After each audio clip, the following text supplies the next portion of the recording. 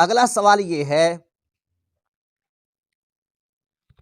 آئینے کے سامنے نماز پڑھنا کیسا جبکہ اس میں اپنا چہرہ نظر آ رہا ہو؟ شیشے کے سامنے یعنی آئینے کے سامنے نماز پڑھنا کیسا جبکہ اس میں اپنا چہرہ نظر آ رہا ہو؟ جواب سماعت فرمائیے، آئینے کے سامنے نماز پڑھنے سے اگر توجہ بٹتی ہو تو مکروہ تنزیہی ہے، یعنی ناپسندیدہ ہے، لیکن کسی نے پڑھی تو نماز ہو جائے گی۔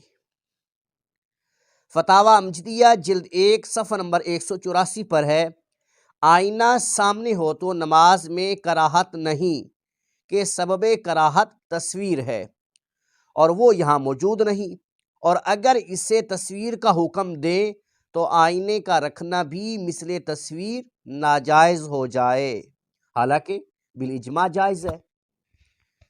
اسی طرح وقار الفتاوی جلد 2 صفحہ نمبر 258 پر ہے، نمازیوں کے آگے اتنی اونچائی تک کہ خاشعین یعنی خشوع و خضوع کے ساتھ نماز پڑھنے والے جو ہوتے ہیں انہیں خاشعین کہتے ہیں، نمازیوں کے آگے اتنی اونچائی تک کہ خاشعین کی طرح نماز پڑھنے میں جہاں تک نظر آ جاتا ہے شیشہ لگانا یا کوئی ایسی چیز لگانا جس سے نمازی کا دھیان ادھر جاتا ہو مکروہ ہے۔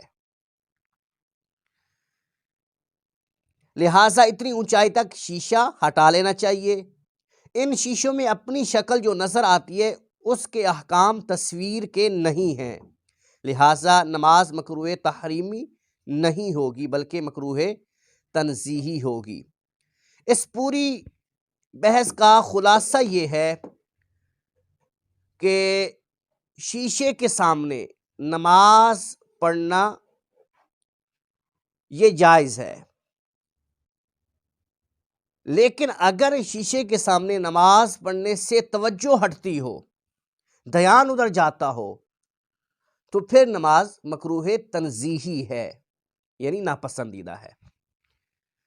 واللہ اعلم ورسولہ اعلم عز وجل، وصلی اللہ تعالی علیہ وعلی آلہ وصحبہ وسلم۔